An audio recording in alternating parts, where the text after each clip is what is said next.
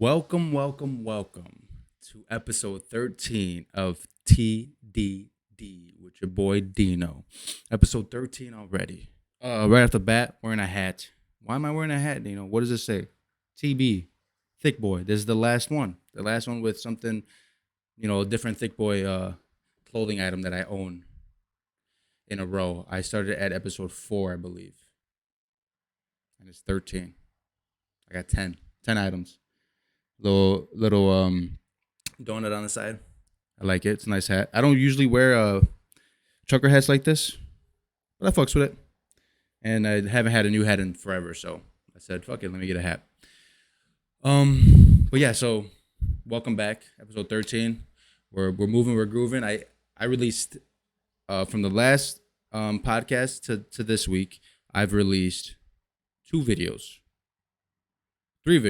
separate videos that aren't podcasts. 2 car rants, and then it was a whole clip of my podcast of just me talking about Avatar 2, because that shit I talked about it for I think that video is 15 to 18 minutes long, and that actually has a few views, nice little chunk of views. I think it's at 22 views or something like that in the last day, which is nice.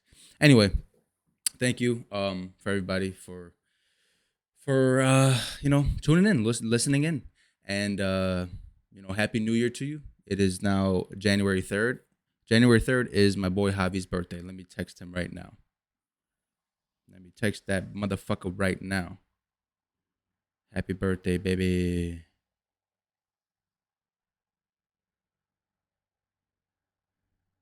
We talk a lot of shit to each other, but he is my brother and I love him. And I was I'll be in his I'll see him today. So today, this past week, it's in my second car rant. I started listening to this book. I usually don't listen to books. And I started listening to this book called Outwitting the Devil.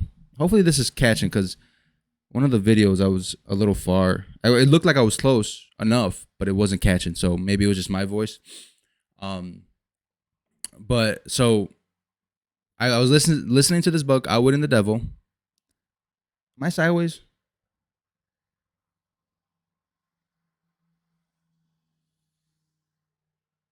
I'm a little sideways, ain't I?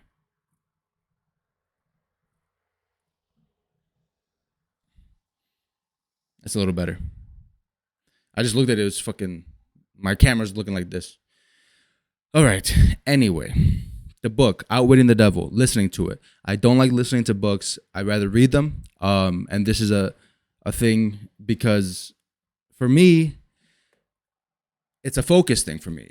I can focus better, just reading it and put my mind in there more reading it, as opposed to listening to it. If I'm looking at something else, I might not be focusing as much. Or if I'm driving, sometimes I drift off, right? And in this book, I heard about this book from Bedros Keuilian.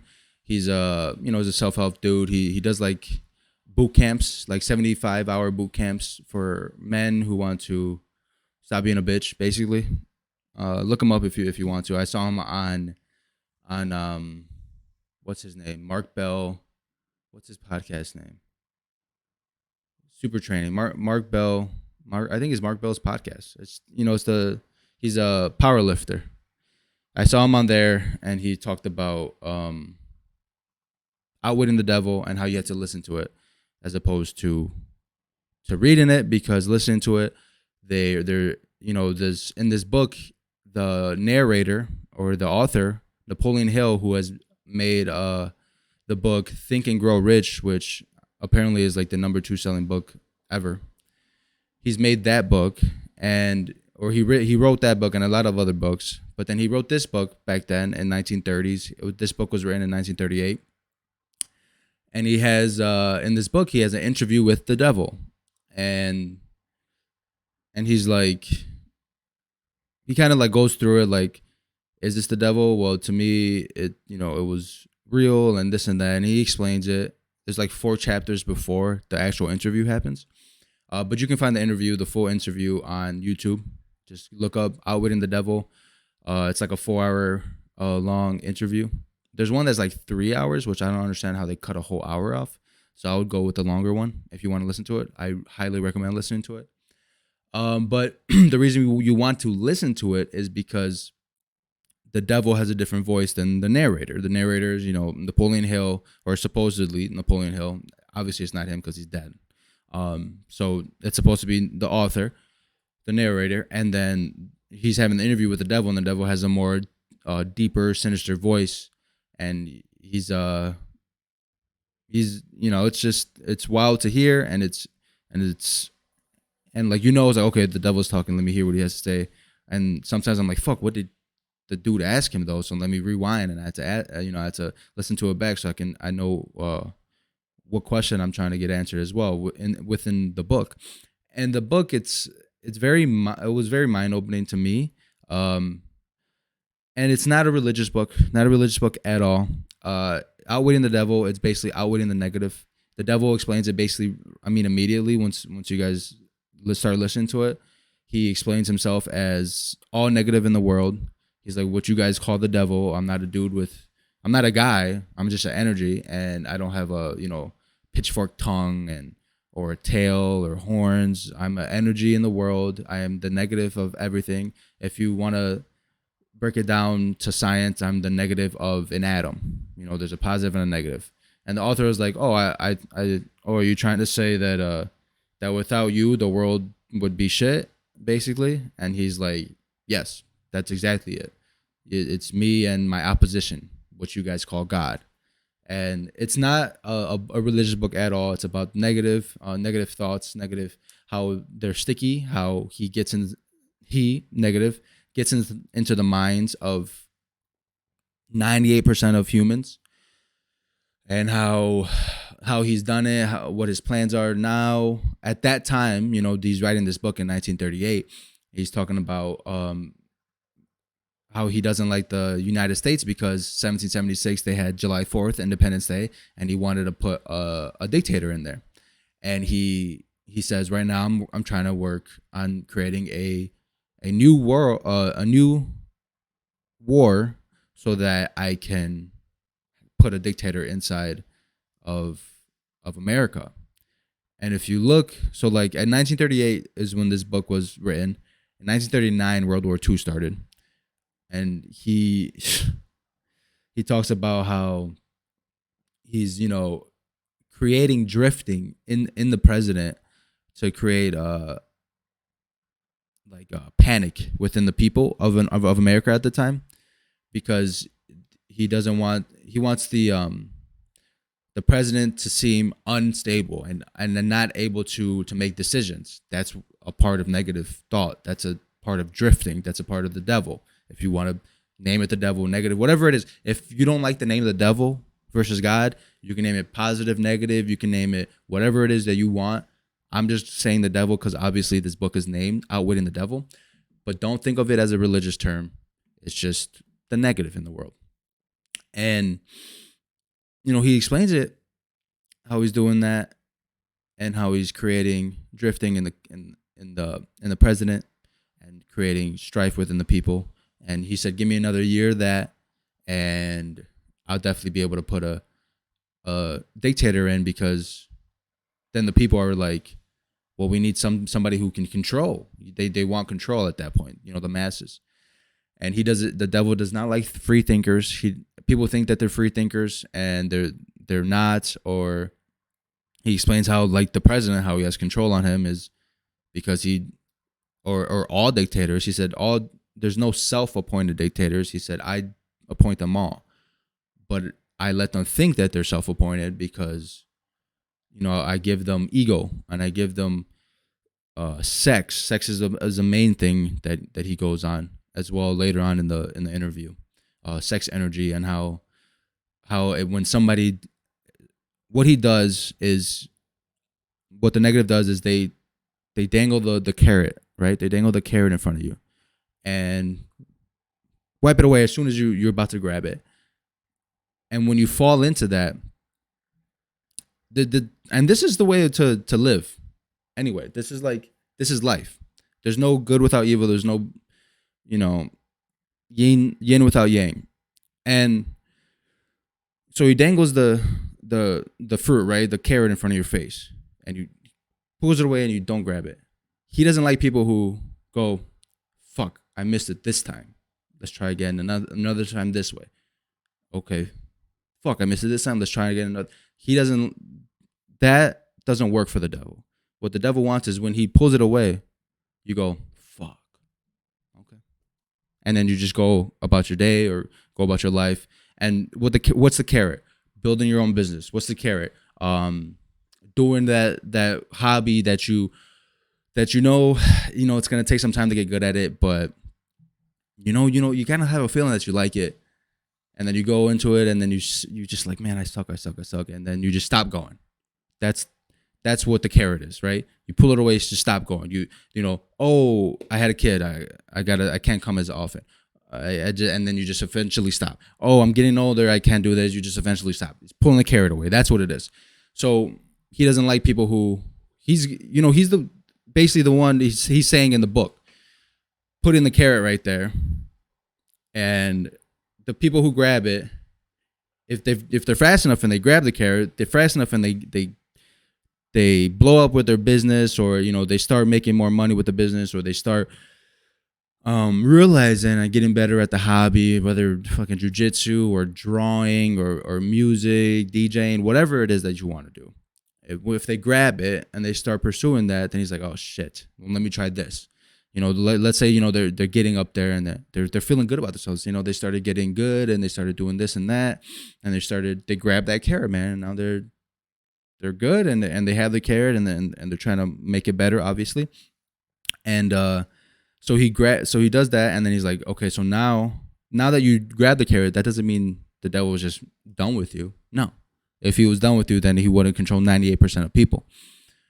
Now it's like, okay, let's throw some ego at him. Let's throw some like, like people flattering him. He talks about flattery as well, and how flattery is one of his greatest weapons as well, because when you're that high up and you're getting higher and you're feeling good about yourself, you're making money, you're buying better clothes, you're buying better cars, you get a house for your family, people will flatter you more maybe, and then if you take that and really believe in it and start living on that ego and start living like on the take, you're taking all that shit in and really enjoying it and loving it, and that's what you live for, it's going to come to an end, and then snatch the carrot away, boom, and then you're going to fall into a depression. Or if that doesn't hit with you, sex with, maybe you're fucking Bill Gates and you were a nerd, right? And then he makes Microsoft, and then Bill Gates, there's stories about him having fucking crazy ass parties of just wild shit. Or Jeff Bezos, he isn't married to his wife anymore, of just of being of having affairs because they threw the devil threw sex their way, and for whatever reason they took it, whether it be maybe because they didn't have it when they were younger. It's a control thing. That's a big thing as well. And he's he explains, he's like, I'm just a better salesman than my opposition. He's like, I work hard. My opposition, my opposition doesn't like soft bodies, doesn't like soft minds. I like soft minds. The devil. I like soft minds because I can control them. I can get in there easier. I can get in the kids before they even know how to control their own mind. And he does that through schools, religious leaders, this and that, and going back to how this book was made in 1938, and talking about the politics and what's happening down back then, and how the World War II started a year after that, and then you can still relate everything that he's saying about politics, about school, about religion to today, 100%. Like, he was saying the stuff about the president, and I'm like, dude, Joe Biden can't finish a motherfucking sentence. He can't finish a sentence without drifting off. And he just signed this fucking bill. It's like a $2.6 trillion bill to keep the government running. Because if not, the government would have shut down. Just so you guys know, the government has almost shut down, I think, 2 or 3 times. I haven't read that many articles on it. But the articles that I have read on it, every time it's like to avoid a shutdown, to avoid a shutdown. They were gonna shut down again. So that's like 2 or 3 times in the past 2 years that the government has almost shut down because of Joe Biden. So in this bill, he has, money for the government, obviously, because the government needs money because there's so many government workers. Then he has a part in the bill is how many fucking billions to Ukraine for whatever reason, and then another part of the bill is fuck. Another part of the bill, it says some crazy shit about not being able, about Congress, something with the House turning into the Republican hands. Fuck, man, I had it. I should have saved that. I should have saved that article. Did I write it down here? Let me see.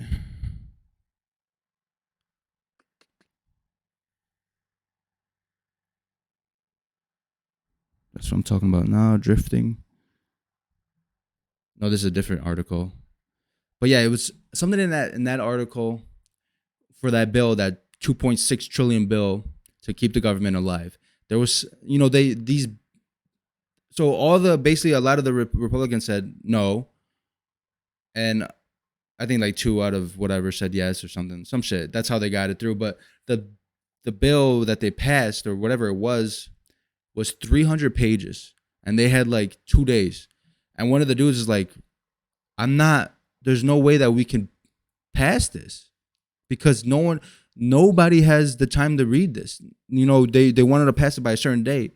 It's like nobody has the time to read this. If you pass it, it's like you don't even know what the fuck is in it. Who passes it? Joe Biden. Why? Because he is 80 years old. He's not all there with his brain. Obviously, he's having some issues talking, and it's just that's obviously the person that the government wants in place. Just they want a speaker, someone who's going to do what they tell them, and just okay, here, go in front and say this. Go in front and say this. I'm going to say this. And say what you will about Trump, but that's why they wanted him out. And that's why CNN and all the big media outlets were shitting on him, besides Fox, because they were, on his team.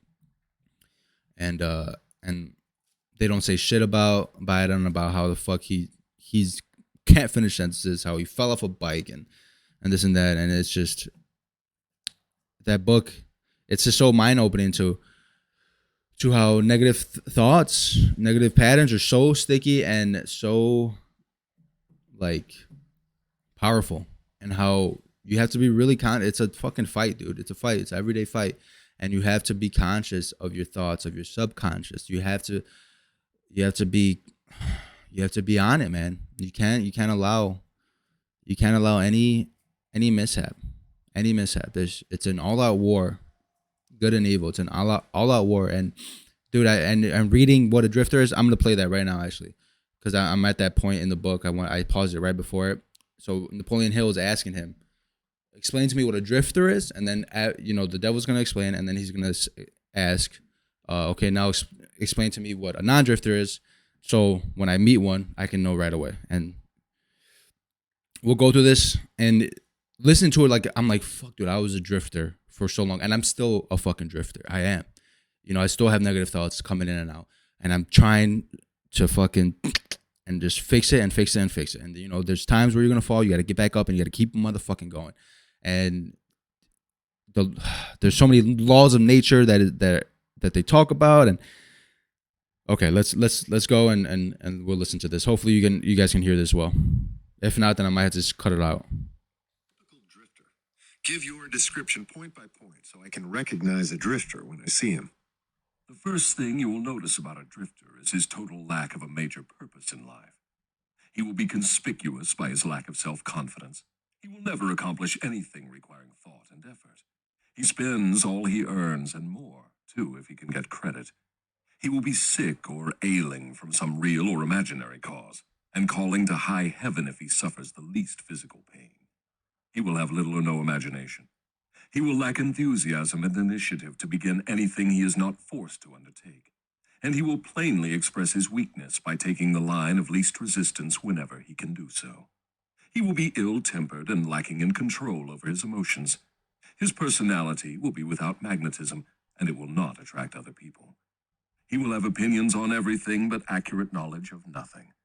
He may be jack of all trades, but good at none. He will neglect to cooperate with those around him, even those on whom he must depend for food and shelter. He will make the same mistake over and over again, never profiting by failure. He will be narrow-minded and intolerant on all subjects, ready to crucify those who may disagree with him. He will expect everything of others, but be willing to give little or nothing in return. He may begin many things, but he will complete nothing. He will be loud in his condemnation of his government, but he will never tell you definitely how it can be improved. He will never reach decisions on anything if he can avoid it, and if he is forced to decide, he will reverse himself at the first opportunity. He will eat too much and exercise too little. He will take a drink of liquor if someone else will pay for it. He will gamble if he can do it on the cuff. He will criticize others who are succeeding in their chosen calling. In brief, the drifter will work harder to get out of thinking than most others work in earning a good living. He will tell a lie rather than admit his ignorance on any subject. If he works for others, he will criticize them to their backs and flatter them to their faces. You have given me a graphic description of the drifter. Please now describe the non-drifter so that I may recognize him on sight. The first sign of a non-drifter is this. He is always engaged in doing something definite, through some well-organized plan which is definite. He has a major goal in life toward which he is always working, and many minor goals, all of which lead toward his central scheme. The tone of his voice, the quickness of his step, the sparkle in his eyes, the quickness of his decisions clearly mark him as a person who knows exactly what he wants and is determined to get it, no matter how long it may take, or what price he must pay. If you ask him questions, he gives you direct answers and never falls back on evasions or resorts to subterfuge. He extends many favors to others, but accepts favors sparingly, or not at all. He will be found up front, whether he is playing a game or fighting a war. If he does not know the answers, he will say so, frankly. He has a good memory, never offers an alibi for his shortcomings. He never blames others for his mistakes, no matter if they deserve the blame. He used to be known as a go-getter, but in modern times he is called a go-giver. You will find him running the biggest business in town, living on the best street, driving the best automobile, and making his presence felt wherever he happens to be. He is an inspiration to all who come into contact with his mind. The major distinguishing feature of the non-drifter is this. He has a mind of his own and uses it for all purposes. Can you think of someone you know? Hopefully you heard that. Now, I don't know about you. I know, what people think now because of the news and stuff. But when I heard that non-drifter and who a non-drifter is, you know who the first guy I thought of was? Andrew Tate. Every video I've seen of him is just, he knows exactly what he wants. He is so well spoken. He answers basically immediately. Sometimes he's like, "Oh, that's a good question. Let me think," and he'll tell you, and then he will answer.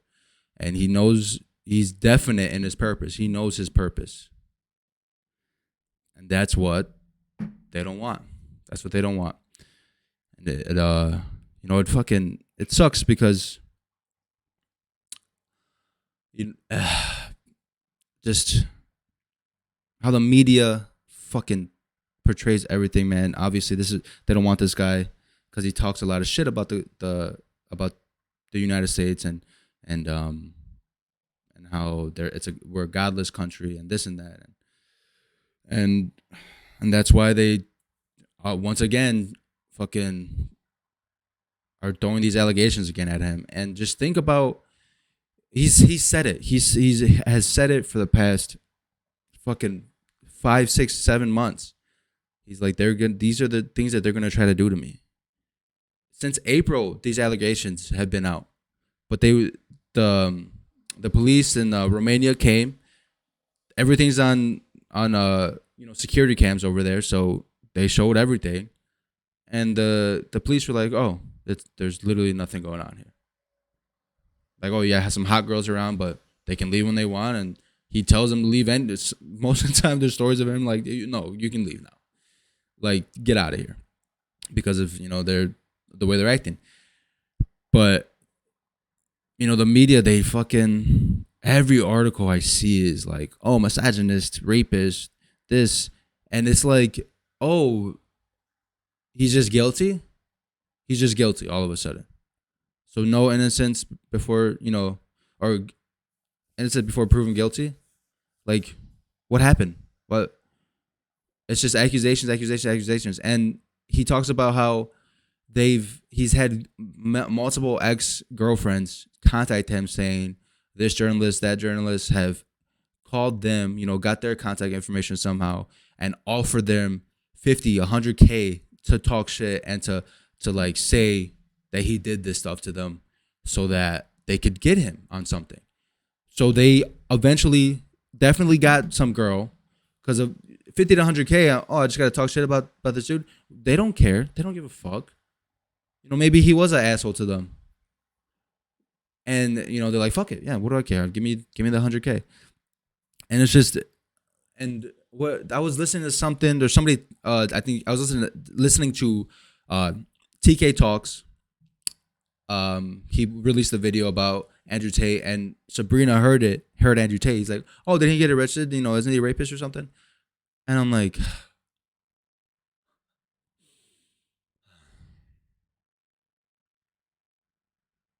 I was like, no, he's not a rapist. I mean, he's said all this before, and she's like, yeah, well, I'm over him because the media fucking tells her, and she doesn't care. And then I try to explain to her, she rolls her eyes. Man, don't let motherfuckers think for you. Don't read something and just automatically believe it. Don't let emotions rise. Don't fucking allow it. I got a text from my Thea. I just want to make sure you got your delivery. And then Sabrina, okay, are you being mean to me or nice? What the fuck? Anyway, so I was going to start this podcast. It's 11:30 already, 11:28. I'm going for 27 minutes. I was going to start this podcast. I was hoping to start it at like 9. And this morning, Xfinity came. And he came at like 8:10, 8:15. Because I was on my way back from dropping the kids off. Because I had to drop them off early so I could be here. Because I was like, oh, you know what? My internet's been fucking whack. So Xfinity was like, hey, they texted me like 2-3 times in a row, like for 2-3 days. And they're like, hey, we noticed some stuff, some outages and some weird, shit, like problems with your internet. Do you want us to send somebody? And they sent them for free because it was through that little text message thing. And it was, some time slots. It was 8 to 9 a.m. and then like 1 to 3 and like 4 to 7. So I'm like, I don't want a 3-hour time slot. Just give me the 1-hour time slot so I know 8 to 9. So I dropped them off early. My kids came and I was like, you know what? He's probably going to be later, than 8. I'd probably say he's probably coming around 8:30, 8:45. So I'll be fine. Anyway, I still got here by like, I think I want to say 8:15. I got here as soon as he got here. I was pulling in down the street and he called me. He's like, hey, this is Xfinity. I'm here. I was like, oh, I'll be there in 2 minutes. I'm right down the street. But yeah, the door's open if you want to go upstairs. But he was outside looking at the shit anyway when I pulled up. But anyway, so I pull up, I see him, I say, what's up? We talk a little bit about it. I was like, okay, cool. Do your thing down here. He's like, yeah, I'm going to do this. I switch this out. This shit's old as hell. You have a splitter in here for some reason. So we're going to take that splitter out. It's going to be you. I'm going to update the barrings and all that shit. And he's like, this will definitely help you out. And I was like, okay, cool. Awesome. And he's like, and then I'll come upstairs and, we'll do some speed tests and some internet tests. I was like, cool, whatever. I go upstairs, 5-10 minutes, waited, just doing my own thing. The internet's like going in and out. I put the computer on to wait for the internet, the speed test, and kept on saying like no cable connected because he was working on it. Then he comes up, as you want to do this internet test, he's like, nah, let's see, the wires up here. So I show him the wires. He's like, oh, these are fucking terrible too. These are old as shit. And you have a splitter up here for no reason. I was like, yeah, and there's like a 3-part splitter, whatever. So he fixes all that. He comes over here by me where I'm sitting at right now, because the modem's right there, and he checks it and checks it through his thing. He's like, okay, we should be good, a lot better now. So we did some tests, and it's 1,000 times better. So anyway, I'm sitting here, he's working, and I'm sitting right here. I'm sitting like a little bit over because he's right here. I just don't want to be in the space, right? So I'm just sitting here. I'm on my phone, and I'm like, sometimes I want to talk, sometimes I don't want to talk, but for whatever reason, I wanted to talk. It just I couldn't explain it. And I was just like, hey, man, so, do they have you going around? Do you stay like in the same area? Like, say, you're here right now. It's like, are you going to stay in the same area today for the most part, or do they have you everywhere? He's like, man, I wish they had me in the same area. They have me everywhere. I'll probably end up in Cicero after this, and then maybe Bridgeview. I was like, okay, so you're just going anywhere. He's like, yeah. I was like, but it's by the hour, right? And he's like, yeah, but, the pay's still not that good. It's I'm not going to be here for too much longer. I was like, man, how long you been doing it? He's like, only a year. Before this, I was doing, I was on the railroad. He was doing, I guess he was like in the union, working on the railroad. Oh my God. Working on the railroad. Those R's, they really fuck me up. Working on the railroad. You working on the railroad. Working on the railroad. There we go. Working on the railroad. There we go. Working on the railroad. I got to really think about it. I got a fat tongue, dude. I bit my tongue in my car rant, and it hurts still. Anyway, so, he says that. He's like, yeah, I used to be on that. And, but since Joe Biden, he passed something about energy, about like coal and this and that. And it took out thousands and thousands of jobs. I was like, for real? And he's like, yeah. He's like, this is not just in Chicago. It's California, Texas. Thousands of people lost their job who worked for the railroad, who worked for the railroad. And I was like, damn, no. And nobody here knows about that. He's like, no, they're not going to tell you, no. I was like, because I've never heard of that. He's like, I was like, about that, because you're in that. He's like, yeah, you're right. And he's like, think about, and then he said, he's like, say what you will about Trump, but Trump was a businessman. Everybody was making money. He didn't want to, the Democrats are in, they want to give you money just to stay at home. Trump wanted to get you a job so you can go work and make money and make the whole, system start making more money. I was like, yeah, you're right. Say what you will. And obviously there's good and bad at everybody. He's like, everybody's fucked up. I was like, yeah, think about anybody who wants to be president, right? So we're talking about that, and I just knew that we were gonna hit it off. And I think he said he's like 33, and we went from there. We talked about, and then I was like, man, and because he's talked about the politics, I was like, dude, I'm listening to this book, Outwitting the Devil, and I was like, I explained a little bit 1930s, this that. I looked it up on YouTube for him. I was like, this is it. And he's like, yeah, man. He's like, yeah. He's like, you're right. Like, the devil's not a physical person. The devil can be anything. Devil is everywhere, and it can be anything. I was like, yeah, he lives in the minds, and we just go all fun. And he starts ranting about this and that, about fucking Kyrie Irving and Kanye and Alex Jones, and how they're they make them seem now to be so fucking crazy, and how a lot of what they're saying is real, and how a lot of what they're saying is true, and how the Israelites are like the true people, and he's like, you and me, he's like, we're fucking brothers, like we're the same, like anybody with melanin, and he talks about the Bible and how in the Bible it says this and this, and he's read a lot of the Bible, it seems like, he's talked a lot about the Bible. I was like, yeah. I'm just sitting, I'm like, man, I fucking opened this guy up somehow, some way. We talked about that. I went to Outwitting the Devil, and then he fucking blasted off. He gave me a few YouTube channels to a book, 2 books. One of them he was like, fuck. He was looking for the answers to he was looking for the title to the book. He couldn't find it, so he gave me this other book. He's like, if I find the other title, I'll let you know. And I forgot to get this fucking dude's number. I should have got his number, or fucking Instagram or something. Number's a little weird, right? But we were talking, dude. We talked for an hour. I should have fucking just recorded the podcast with him, to be honest. He was talking about great shit, dude. Some good shit. And then he went into like the flat earth, and that's when I was like, oh, we got to get past this subject pretty quick, because I can't go that deep. I'm not that deep. Yeah, I'm not that deep into the flat earth. I still think it's a globe, because he's like, do you know how close Russia is to America? And I was like, no, how close? He's like 4,000 miles or some shit like that. I was like, damn, that's pretty close. And he's like, yeah, man. He's like, Alaska, it's fucking right there to Russia. So I'm thinking, this is before he says flat earth and round and this and that. So I'm like, oh, it makes sense if it's a sphere.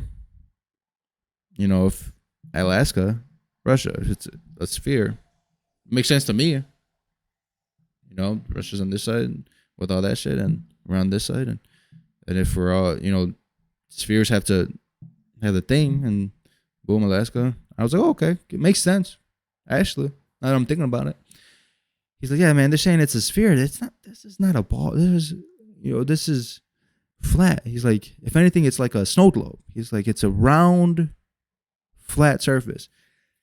He said they're saying that we're spinning at 5,000 miles per hour. Dude, if I jumped and we're spinning at 5,000 miles per hour, I would land in a different spot. He's like, and they say, you know, it's because the law of gravity is doing this and all this other stuff. I was like, yeah.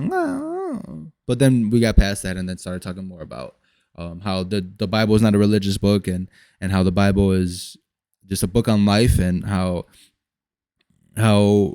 there's like 12 tribes, that there's 12 sons that all broke off to make 12 tribes, and how the 12 tribes are people today, are Native Americans, Mexicans, Puerto Ricans, Cubans, Dominicans, Africans. He's like, I'm not African. He's like, they say, you know, I'm African American. I'm not even African. Because he was a little darker than me. He's like, me and you. He's like, you're a little lighter than me, but we're more similar than I am to Africans, because look at Africans. You know, he's like, he pointed out my bookshelf. He's like, they're dark purple. They're like black purple. You know, they're black. And, you know, they have a different facial structure and this and that. I was like, I'm like, you're right. Yeah, it's different. He's like, those are, you know, from this tribe and this people and this people and that people. And it's like three sons that broke off, and then within those three sons made 12 tribes, something like that. And I was like, you know what? I got to read the Bible. I have to. He's like, yeah. And then he told me about that's when he was talking about the YouTubes. And he's like, so like, listen to them.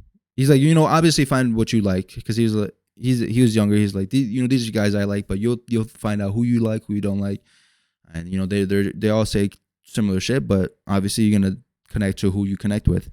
And I was like, man. And it was an hour-long conversation, at least. Well, probably a little longer. And all from me just sitting there, I'm like, I do want to talk to this guy. For whatever reason, I don't know why. And then I just started, you know, bullshitting, some small talk, and we went deep quick. It was like, da-da-da-da. Fucking, we just fucking started going deep, dude. Fucking, oh, yeah, we're good. Alex Jones, guy with shoes, flat earth. We started going so deep, dude. And then I had to shower and get everything ready. I haven't worked because yesterday I fucking worked, and I worked until like 1 p.m. And I left. I went to go get some quarters, and then I went to the bank, and the bank was like, it was locked. I was like, what the fuck is the bank locked? What the fuck? So I looked it up, and it was like, you know, observe New Year's Eve or observe New Year's Day. I was like, what the fuck? So I'm thinking on the way home, drive home, like, am I fucking off today? So I go on my computer, on my laptop, and I check my Teams, because I replied to an email from one of the hiring managers who emailed me on Friday, but I left early Friday. So I replied to her in the morning, but I never got a reply back, and she's usually pretty good. So I was like, maybe she's busy. And then it said she was off, or said she was like out of office. I was like, oh, whatever. It was just that one person. And then, you know, I was doing other shit. And then I leave, and that happens at Chase. So I come back and I check on Teams. We can see people are offline or online, and everybody was offline. I was like, we're fucking off today. So I text my boss. I was like, hey, are we off today? She's like, oh yeah, we are. You didn't know? I was like, no, I've been working since since the morning. I just stopped. She's like, oh, I swear I thought you knew. Cause she's so over it. She is so over it. She's off this whole week. And I think a little bit of next week because she's moving from Florida to DC, I think she said. But she doesn't. She already said that she was planning on leaving, I think in January. I think she told me in November. She's over it. I could tell. I mean, I could can tell that she's over it. She's gonna get a new job. So I mean, I don't blame her. You know, they're making her work a lot and doing all this other shit.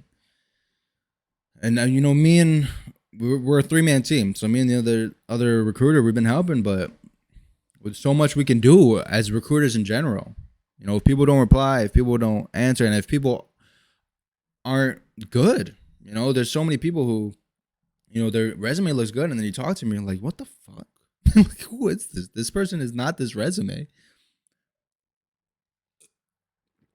You know, it's not. It ain't easy being greasy. But hopefully she, you know, gets happier. I don't know. Who knows? But yeah, so I haven't worked today. And I talked to that Xfinity guy for a long time. I have my journal here because from the book, Outwitting the Devil, later in the book, the narrator asks for 10 steps to protect against the habit of drifting. And these are the 10 steps. 1 is do your own thinking on all occasions. Do your own thinking on all occasions. All occasions. I've been saying this from fucking episode 1. Don't have an emotional reaction. And if you do, fucking realize it. And then think about that. And then go back to that subject that you were on and get your own opinion from it. Number 2, decide what you want from life definitely and be willing to sacrifice everything to get it. Have a definite purpose in life. Be willing to sacrifice everything. For me, willing to sacrifice time watching anime, time playing video games, willing to sacrifice fucking being my me, whatever it is. Step 3, or yeah, I guess step 3, but whatever. 3, analyze temporary defeat and extract an advantage. All defeat is only temporary. Analyze temporary defeat and extract an advantage. Every defeat has an advantage in it. Every defeat has an advantage in it.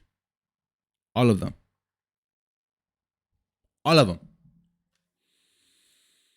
Be willing to render the service for all the physical materials you want. Be willing to render that service first and foremost. So, whatever you want in life, whatever it's in your mind, what do you want to achieve? How do you want to get it? How do you want to, you know, what do you want? Be willing to render service way before you get that. And just keep running that service first and foremost. Keep doing it, and eventually it will come. But if you quit, you'll be in the devil's hands. Number 5, recognize brain is a receiving mechanism for the all-knowing, the infinite intelligence, and help transmute desires into physical equivalents. It's a receiving mechanism from the infinite intelligence, from the all-knowing.